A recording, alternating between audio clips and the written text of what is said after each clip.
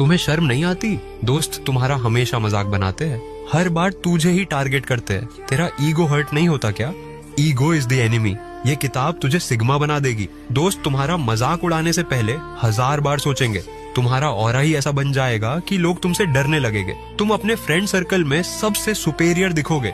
इस किताब में कुछ ऐसे डार्क सीक्रेट्स छुपे हैं जो तुमने गलती से भी पढ़ लिए तो तुम लोगों को कंट्रोल करने लगोगे। दोस्त तुम्हें भिड़ने की हिम्मत भी नहीं करेंगे।